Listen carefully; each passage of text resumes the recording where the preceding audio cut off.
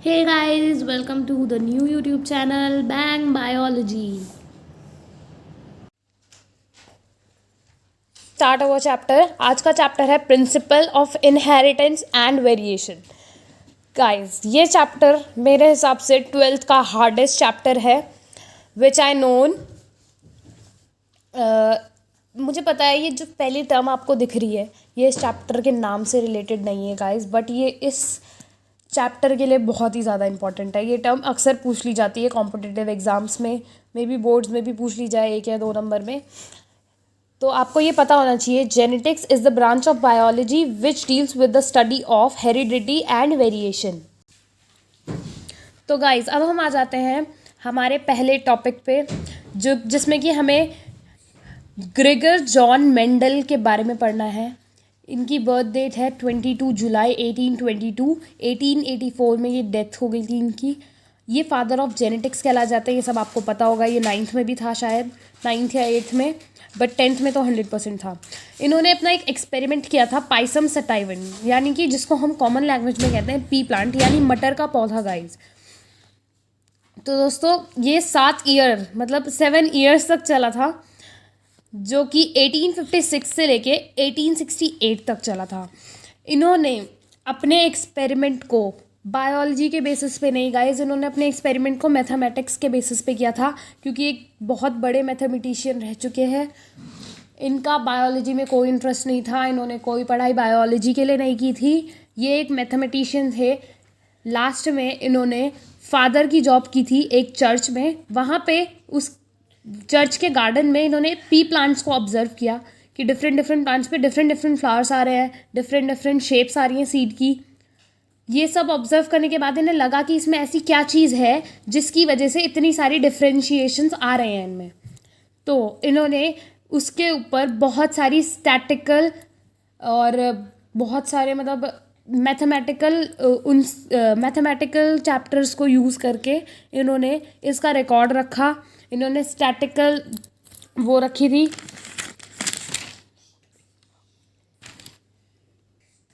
Guys. उन्होंने बहुत सारे स्टैटिकल मैथमेटिकल कैलकुलेशंस को यूज़ किया था अपनी एक्सपेरिमेंट में, इसलिए जो रिजल्ट्स थे वो बहुत ज़्यादा कॉम्प्लिकेटेड थे, क्योंकि ये एक्सपेरिमेंट था बायोलॉजी से रिलेटेड, बट इन्होंने किया था मैथमेटिक्स की हेल्प से। तो वो जो रिसेंटली जो बायोलॉजिस्ट थे उन्हें ये समझ में नहीं आ रहा था। ये एक इसका डीमेरिट है कि ये फेमस क्यों नहीं हो पाया उस टाइम पे कम्युनिकेशन बहुत ज़्यादा हार्ड था गाइज, ठीक है। और जो फैक्टर्स, मतलब जो जिनको हम अभी जीन्स के नाम से जानते हैं, इन्होंने उनका नाम फैक्टर्स दिया था, ओके। और उन्होंने कहा था कि ये एक स्टेबल और डिस्क्रीट यूनिट है। डिस्क्रीट मीन्स डिस्टिंक्ट, ओके, जो कि कंट्रोल करती है एक्सप्रेशन ऑफ ट्रेट्स और पेयर ऑफ एलील्स, ठीक है। तो कि मतलब उस टाइम पे आपको पता है माइक्रोस्कोप्स वगैरह आए नहीं थे, तो इनका जो ये आइडिया था फैक्टर्स को, जबकि जानते नहीं थे कि जीन होता है, तो ये बहुत ज़्यादा अहेड ऑफ टाइम था, बहुत ज़्यादा, मतलब इन्होंने आगे की सोच रही थी। माइक्रोस्कोप तक नहीं आया था, बट इन्होंने बता दिया था कि इसमें एक ऐसी चीज़ है फैक्टर नाम की, जो कि इनहेरिटेंस के लिए, वेरिएशन के लिए रिस्पॉन्सिबल है। उसको इन्होंने तब फैक्टर नाम दिया था गाइस। 3 साइंटिस्ट हैं हमारे पास, Hugo de varies, Irish von शर्मैक और कार्ल कॉरेंस। इन्होंने दोबारा से मेंडल के लॉज को डिस्कवर किया था। इसको हम रीडिस्कवरी ऑफ मेंडल्स वर्क भी कहते हैं, और ये हुआ 1900 में। ये अपना अलग अलग कोई वो कर रहे थे एक्सपेरिमेंट, तो कुछ बता दिए हैं। तो जो ये 3 साइंटिस्ट थे, इन्होंने मेंडल के वर्क को रीडिस्कवर किया था।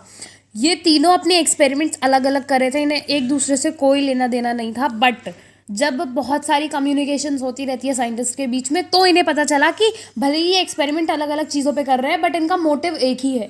फिर जब इन्होंने ये एक्सपेरिमेंट कर लिया था, तब इन्होंने दोबारा से वो एक मैगज़ीन टाइप की छपती थी उस टाइम पे, उसमें मेंडल के लॉ के वो निकले थे, पब्लिश हुए थे, जो कि जनरल फ्लोरा, बहुत सारी जर्नल्स छपती थी उस टाइम पे। 1900 की बात कर रहे हैं हम, 1900 से पहले की, बल्कि क्योंकि मेंडल का एक्सपेरिमेंट 1868 में ख़त्म हो गया था। तो ये बहुत पहले की बात है। तब तक माइक्रोस्कोप्स नहीं थे, कम्युनिकेशन इजी नहीं था। तो हाँ, अब हम हिडन क्यों रहे मेंडल के एक्सपेरिमेंट, इस बारे में बात करने वाले हैं। तो मैंने आपको जैसे कि पहले पॉइंट बताया है, communication was not easy those days and his work could not be widely published. मतलब उनकी पब्लिकेशन ही नहीं हुई इतनी कि लोगों के पास तक वो पहुंच सके। ठीक है।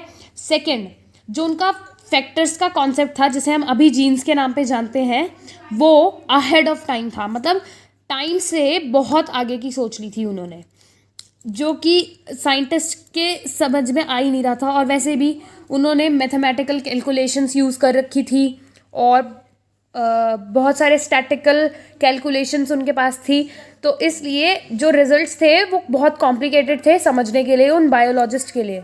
वो एक मैथमेटिशियन थे, इसलिए उन्होंने मैथ्स की हेल्प ली ये सब समझने के लिए। और उसी टाइम पे गाइस एक डार्विन नाम का साइंटिस्ट था, उनकी भी एक नई बुक आई थी, ओरिजिन ऑफ स्पीशीज़।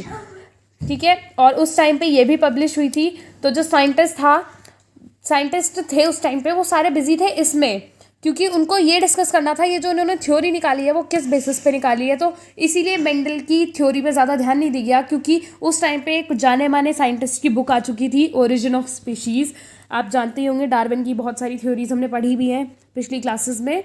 और मेंडल ने जो अपना एक्सपेरिमेंट किया था वो एक साइंटिस्ट के बोलने पे उन्होंने दोबारा से किया। उन्होंने गलती से सही प्लांट चुन लिया था गाइस, पी प्लांट। लेकिन जब दूसरे साइंटिस्ट ने उन्हें दोबारा से करने को कहा गया ये काम, तो उनको प्लांट दिया गया हायरकम, एक हॉकवीट प्लांट, जो कि कोडोमिनेंस भी शो करता है, जो कि एक एक्सेप्शन है, वो हम आगे चल के पढ़ेंगे।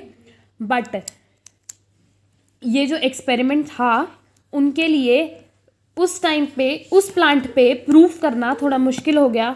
तो इसलिए और ज़्यादा इनको ज़्यादा वो नहीं दिया गया, भाव कहते हैं जिसे आप अपनी लैंग्वेज में। तो अब हम देखते हैं उसकी सक्सेस का रीज़न। मतलब कुछ टाइम के बाद तो उनका रिजल्ट दोबारा से रीडिस्कवर हुआ ही ना, भले ही वो किसी और ने किया, बट नाम तो उसका मेंडल्स लॉ ही पड़ा ना। तो इसकी सक्सेस के रीज़न थे कि मेंडल ने जो इनहेरिटेंस किए, मतलब इनहेरिटेंस की स्टडी की, वो एक टाइम पे एक या दो कैरेक्टर्स पे की, दो से ज़्यादा या 4-5 कैरेक्टर्स को एक साथ लेके नहीं चले वो। यही उनका एक एडवांटेज था कि मतलब उनके पास एक टाइम पे 2 या 3 ही कैरेक्टर्स होते थे, तो उनके लिए स्टडी करना आसान हो गया। तो उन्होंने एक एक्यूरेट रिकॉर्ड रखा अपने एक्सपेरिमेंट का।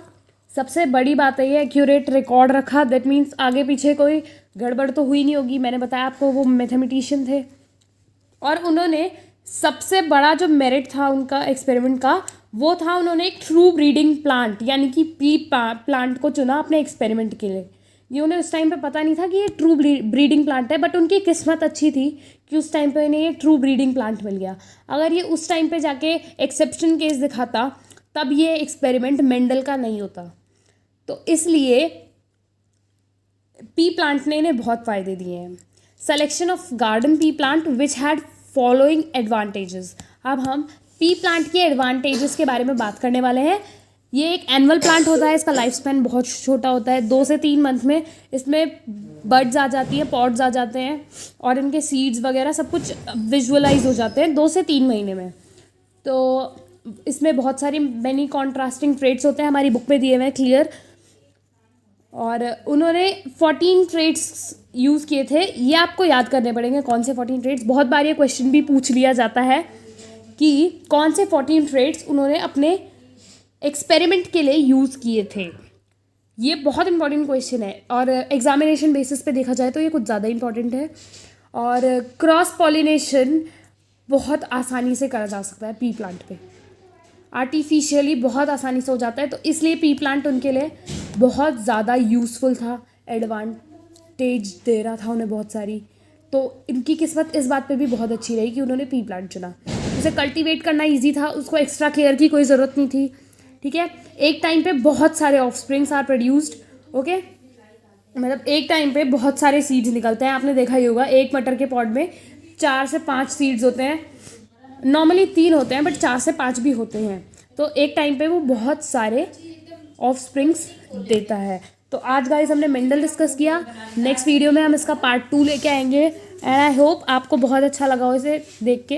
अगर आपको वीडियो पसंद आई हो तो लाइक करें, सब्सक्राइब करें, शेयर करें और नेक्स्ट वीडियो के लिए आपको जिसमें भी डाउट है वो कमेंट सेक्शन में ज़रूर लिखें। डिस्क्रिप्शन में आपको नोट्स मिल जाएंगे।